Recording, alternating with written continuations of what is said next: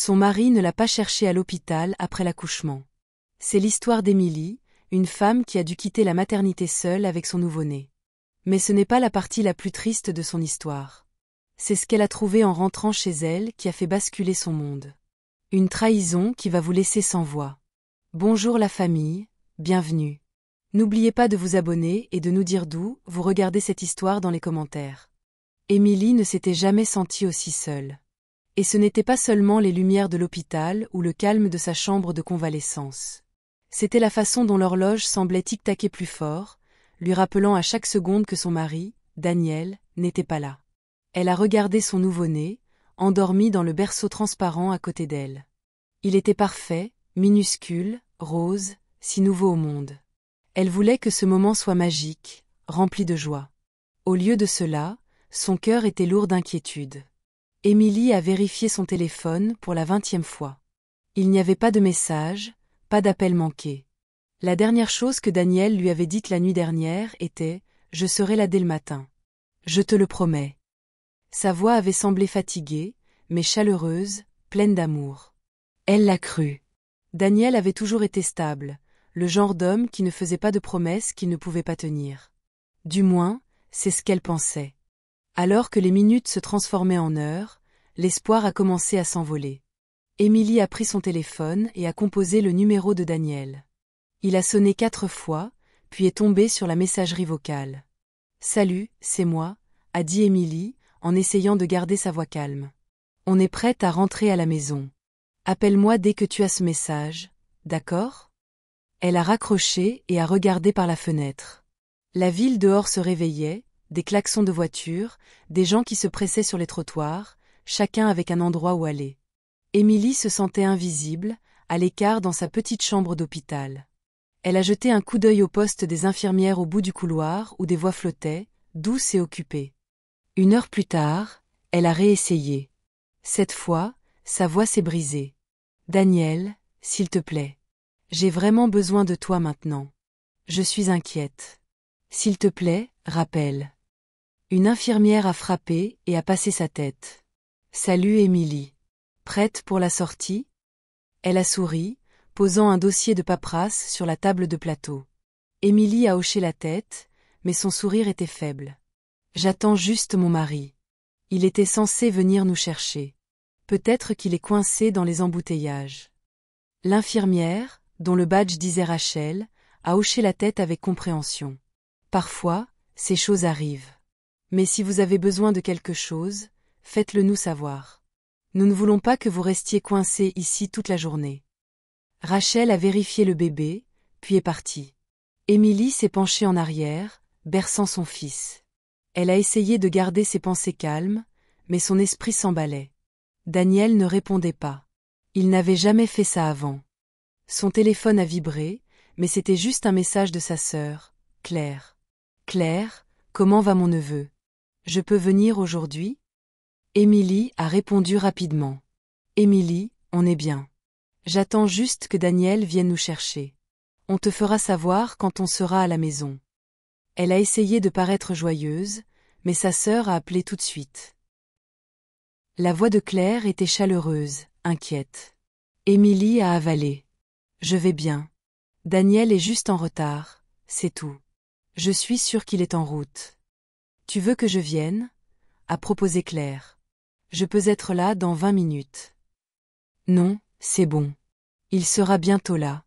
Je t'appelle si j'ai besoin de quelque chose. » Après avoir raccroché, Émilie a regardé son téléphone, le suppliant de sonner. Le bébé a gémi, encore affamé.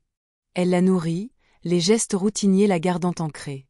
Pourtant, chaque bruit dans le couloir, chaque voix qui passait lui faisait espérer que c'était Daniel. Personne n'est venu. À midi, Rachel est revenue. Toujours en attente ? A-t-elle demandé gentiment. Émilie a essayé de sourire. Oui, peut-être que son téléphone est mort. Peut-être qu'il y a des embouteillages. Peut-être. Sa voix s'est brisée. Rachel s'est assise sur le lit. Émilie, avez-vous quelqu'un d'autre que vous pouvez appeler ? Émilie a secoué la tête. Je veux juste Daniel. C'est notre premier jour en tant que famille. Il devrait être ici. Rachel a hoché la tête. Je comprends, mais nous ne pouvons pas vous garder dans la chambre pour toujours. Y a-t-il un moyen pour vous de rentrer seul? Nous pouvons vous appeler un taxi. Émilie hésita. L'idée de quitter l'hôpital seule, portant son bébé, semblait si fausse. Ce n'était pas censé se passer comme ça. Mais Daniel ne répondait pas. Elle devait faire quelque chose. D'accord, a-t-elle murmuré. Pouvez-vous m'appeler un taxi? Rachel lui a serré la main. Bien sûr, je vais vous aider à tout préparer. Émilie a enfilé ses vêtements lentement, son corps endolori par l'accouchement. Elle a emballé ses affaires, plié les minuscules vêtements de bébé et installé son fils dans son porte-bébé. Chaque mouvement était lourd. Elle avait l'impression de marcher dans l'eau. Rachel l'a accompagnée dans le couloir. D'autres familles passaient, souriantes, riant, se tenant la main. Émilie se sentait invisible, comme un fantôme. Dehors, le soleil était brillant et vif, presque moqueur dans sa chaleur. Le taxi attendait au trottoir. Rachel l'a serrée dans ses bras, douce et gentille. Vous vous en sortez très bien, Émilie. Si vous avez besoin de quelque chose, appelez-nous, d'accord? Émilie a hoché la tête, ne se fiant pas à sa voix pour parler. Elle s'est glissée sur la banquette arrière, tenant son fils près d'elle. Le chauffeur, un homme plus âgé avec des yeux fatigués, a jeté un coup d'œil dans le rétroviseur. De retour de l'hôpital, a-t-il demandé, essayant de faire la conversation. Émilie a hoché la tête, regardant par la fenêtre. Oui, je viens d'avoir un bébé. Félicitations, a-t-il dit. Où est le père? On voit d'habitude 2 parents, vous savez. Il a eu un contretemps. Ça arrive, je suppose. Le trajet a semblé interminable. Chaque feu de circulation, chaque bosse sur la route faisait un peu plus mal au cœur d'Émilie. Elle a essayé de se concentrer sur son bébé, ses petits doigts, la façon dont son nez se ridait dans son sommeil. C'était censé être un jour heureux. Au lieu de cela, elle avait l'impression que c'était le jour le plus solitaire de sa vie. Le chauffeur s'est arrêté devant son immeuble et l'a aidé avec ses sacs. Émilie a réussi un discret merci, en lui donnant un pourboire plus important qu'elle ne l'avait prévu. Elle a monté les escaliers lentement, ses jambes tremblant d'épuisement et de nervosité. Le couloir était vide, ses clés ont tinté dans sa main alors qu'elle déverrouillait la porte. Elle a hésité, son cœur battant dans sa poitrine. Elle a essayé de ne pas imaginer Daniel attendant à l'intérieur, les bras ouverts, prêt à s'excuser d'avoir manqué ses appels. Elle a essayé de ne rien imaginer du tout. L'appartement était silencieux quand elle est entrée.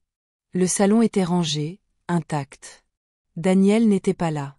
Émilie s'est assise sur le canapé, son bébé dans ses bras, et a pleuré. C'était un sanglot silencieux et tremblant. Douloureux, mais prudent de ne pas réveiller son fils. Elle ne savait pas combien de temps elle est restée assise là.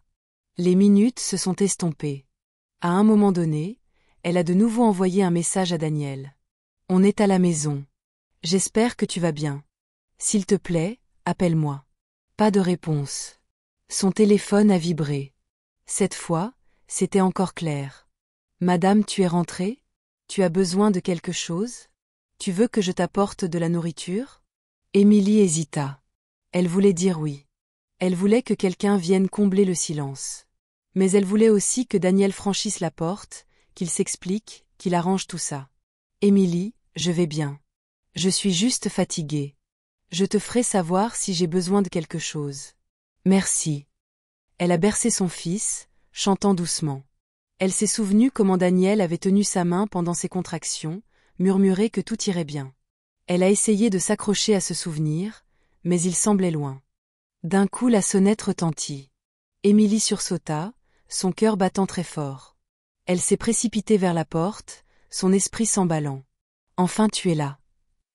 Mais une fois encore c'était une livraison. Des fleurs, une carte joyeuse. Émilie a refermé la porte doucement, sentant les larmes lui piquer les yeux à nouveau. Alors que le soir s'installait, Émilie était assise dans la faible lumière, son fils dormant paisiblement dans son berceau. Elle l'a regardé, traçant les douces lignes de son visage avec ses yeux. Elle a murmuré, « Il n'y a que toi et moi, petit. » Mais à l'intérieur, la question a fait écho. Où était Daniel? Et qu'est-ce qui pouvait bien être plus important que ce jour-là? Dehors, la ville avançait. À l'intérieur, Émilie attendait le bruit d'une clé dans la serrure, espérant une explication, craignant ce qu'elle pourrait trouver à la place.